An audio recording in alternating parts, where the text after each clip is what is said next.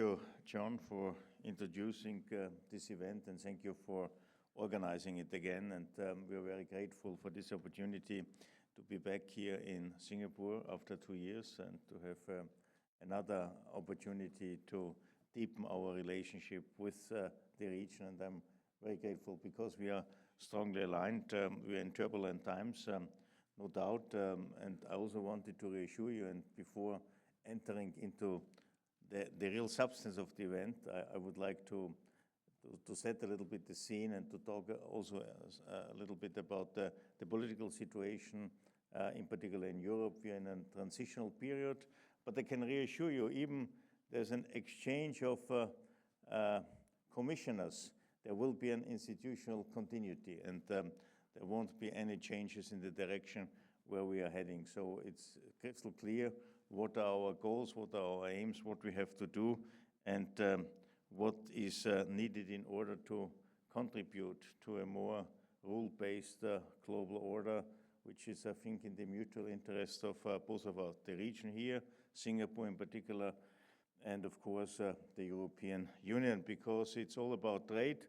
And if we want to have a successful trade relationship, we need a rule-based global world order. Otherwise, we won't be successful. And I think on this, we are united and we are very much engaged to protect this and even to further promote it, because we are facing certain challenges which might have an impact on this. And this is why I think we have all to understand, if we are talking about one or the other so-called regional conflict, today each regional conflict has a global aspect and a global consequence. And that's why if we are so much engaged in the support of Ukraine as Europeans, of course, this is not only our neighbor, formally it's a neighbor, but in reality it's already part of the European family. It's about territorial integrity. And territorial integrity is a value in itself which is relevant all around the globe.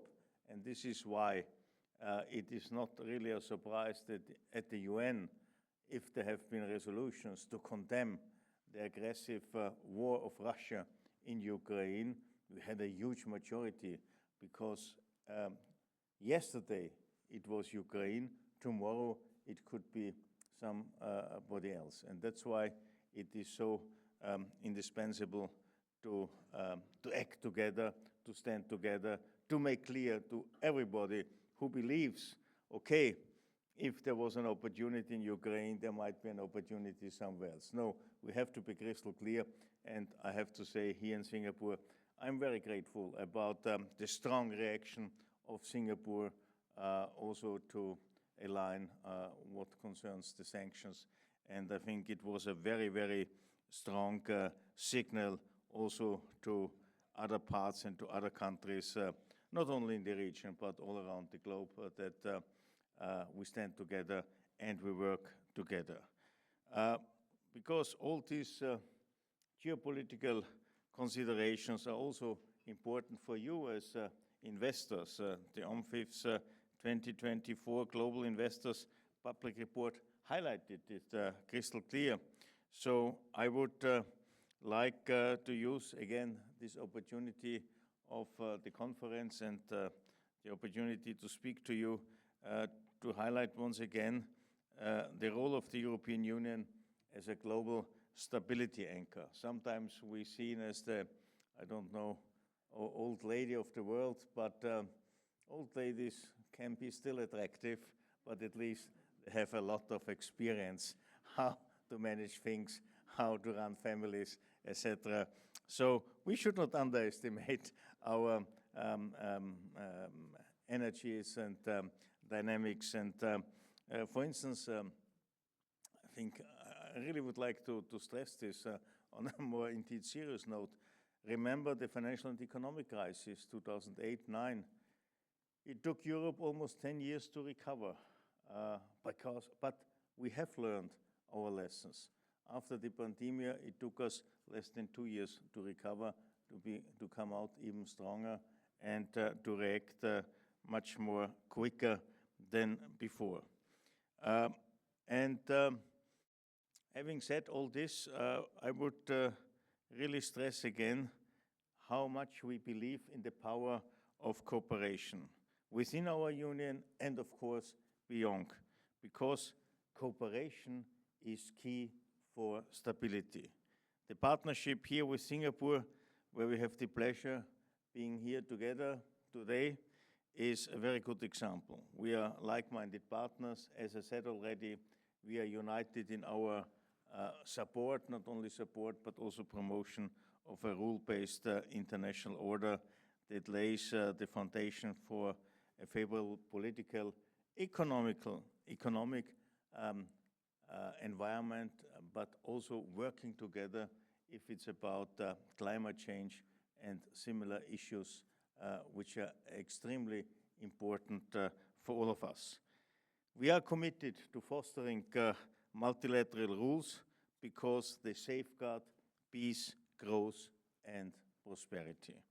Europe has taken a global responsibility and thus leadership for stability. Let me highlight this with 3 examples.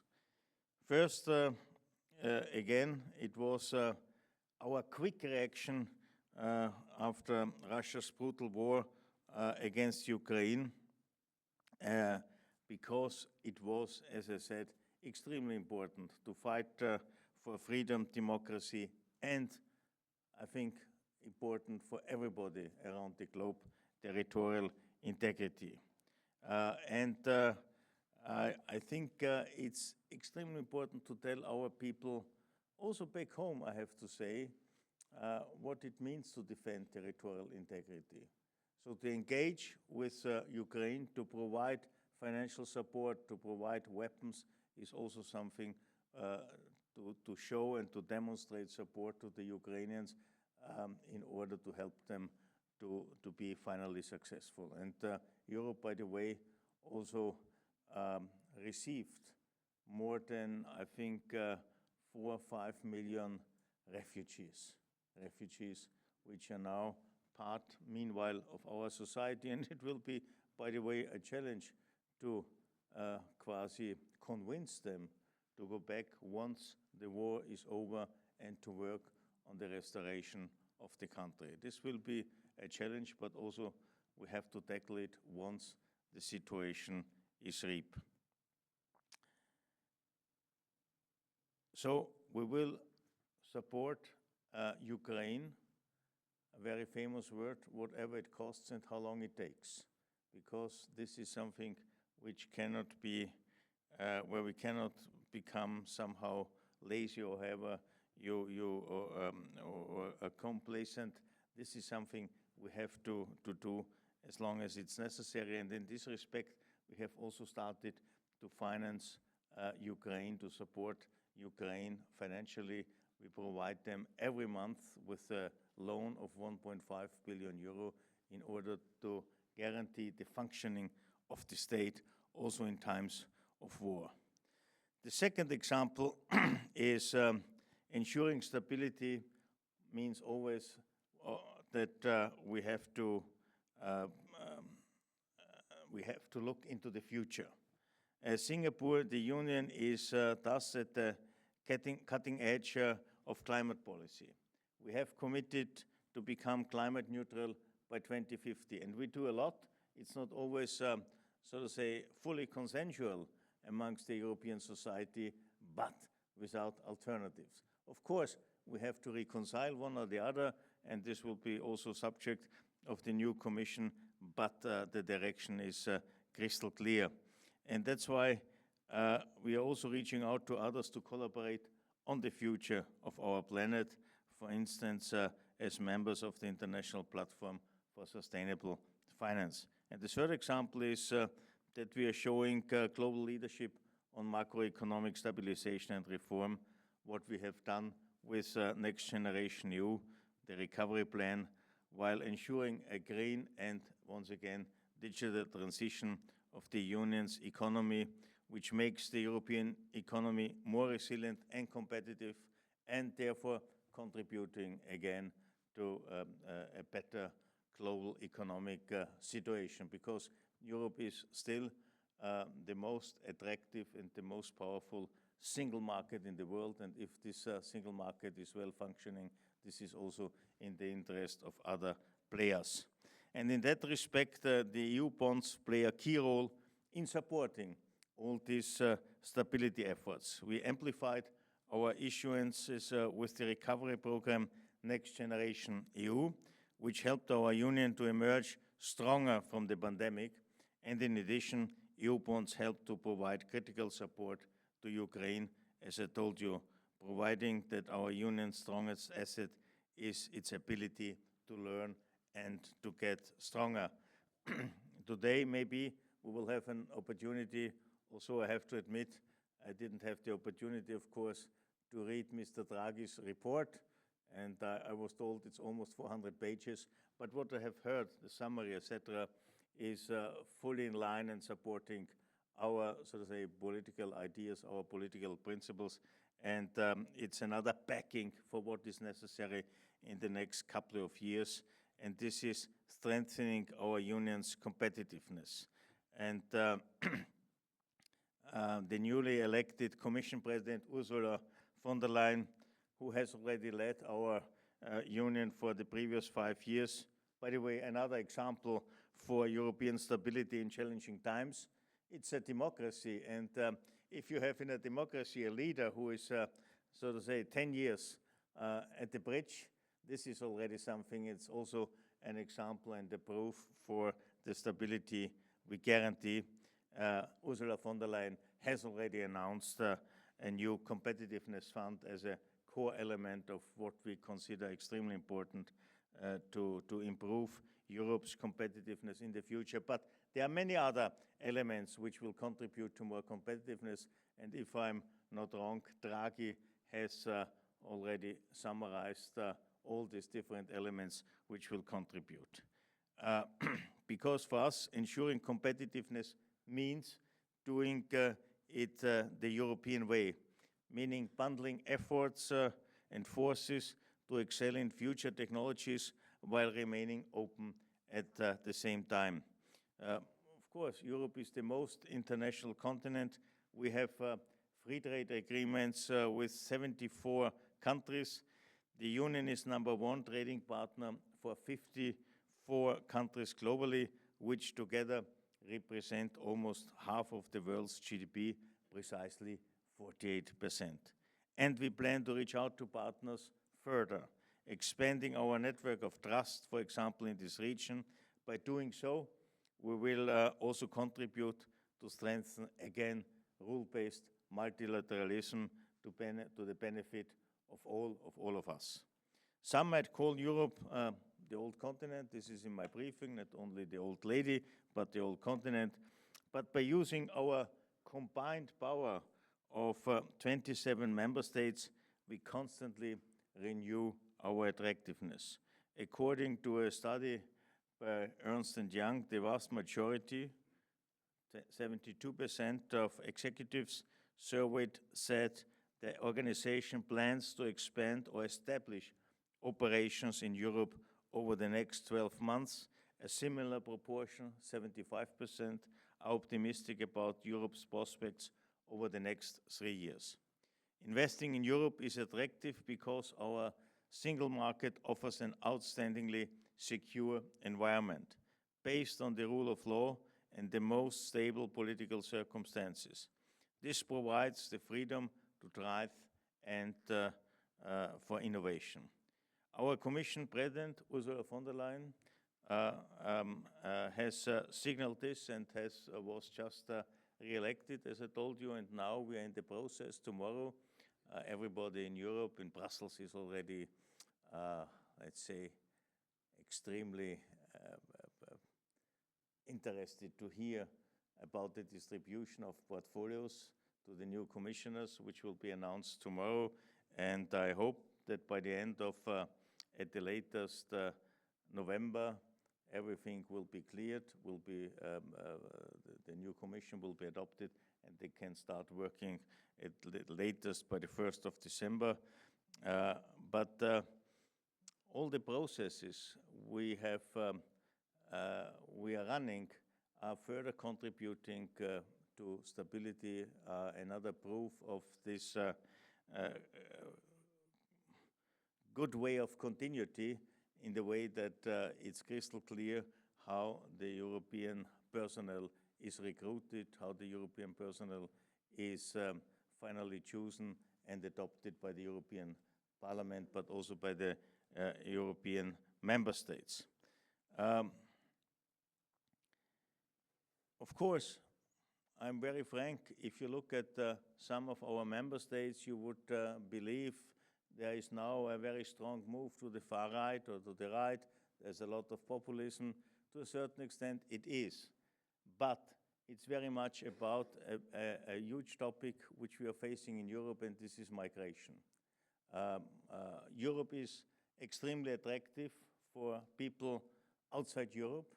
And if you look at the map, it's obvious that we are attractive because around Europe, is it in the east, is it in the south, we have neighbors, we have societies where the living standard and the conditions of living are far below the European ones.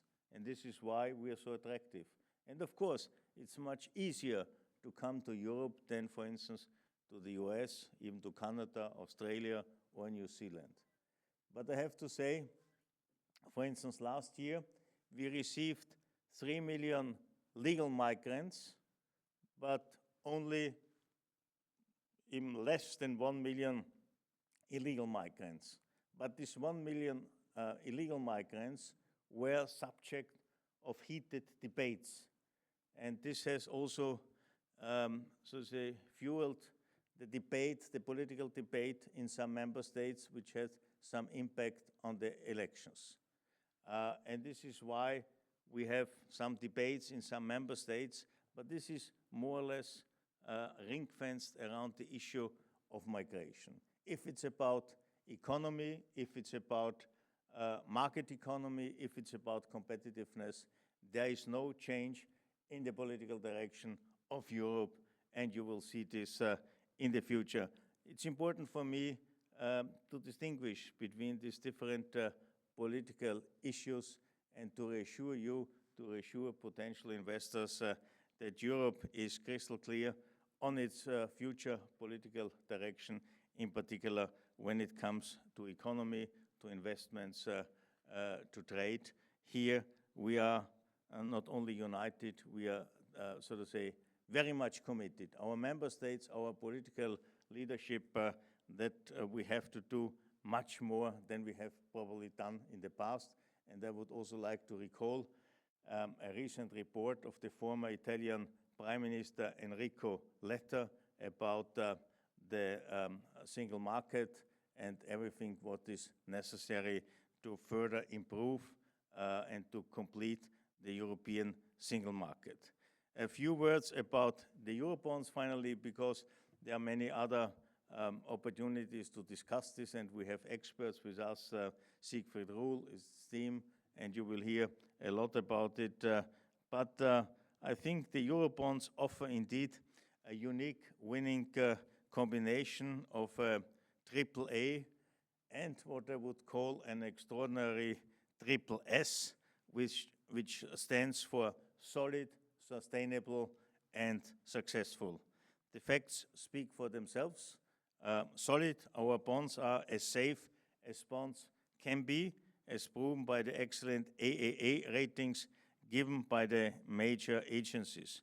We have multiple layers of protection, uniquely ensuring the solidity of our bonds. All borrowing and all interest rate payments due will be paid under all circumstances. The European Union and its 27 member states stand for this promise. I am not aware that any other bonds have this kind of guarantees because indeed it's at least 2 layers of guarantees which indeed guarantee that everything will be paid under all circumstances.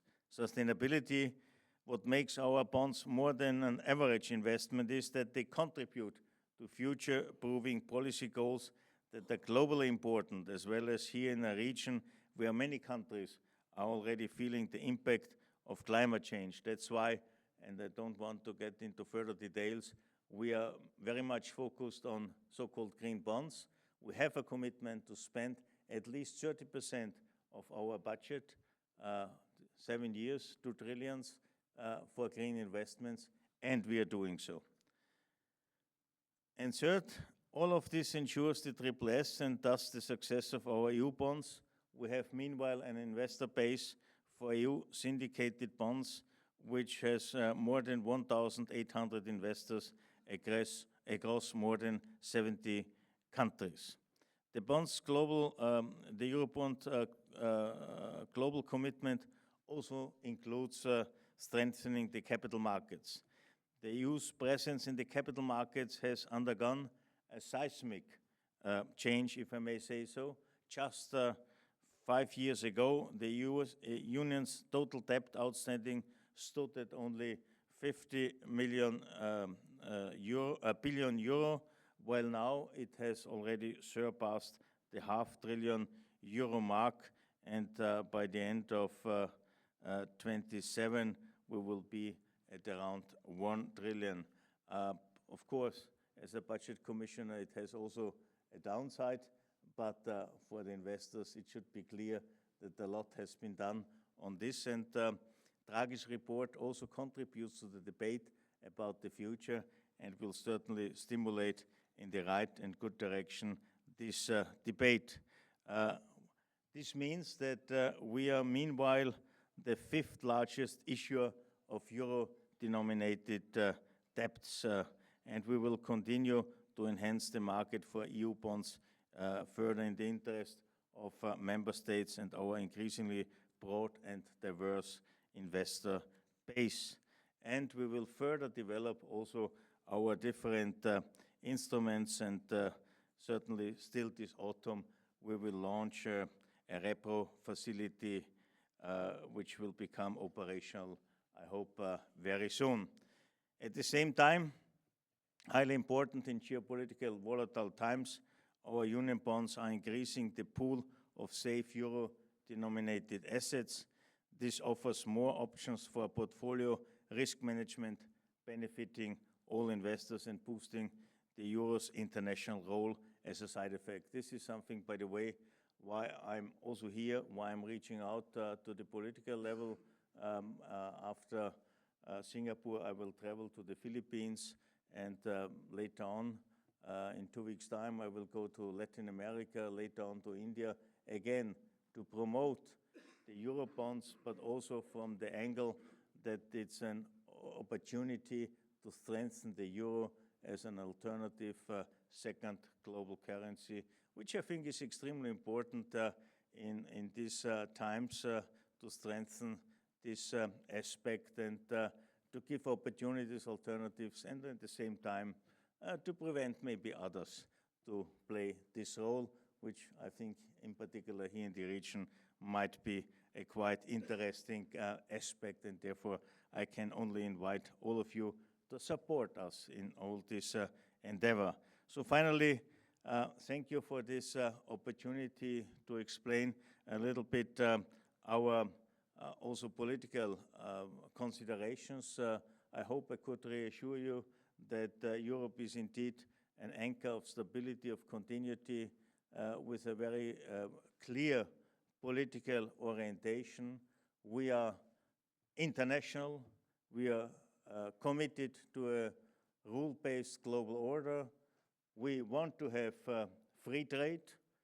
We want to have people living in democracy, shaping their own individual future, because we know these are the ingredients for a successful individual life, and this should be our joint understanding as politicians and as citizens. Thank you very much.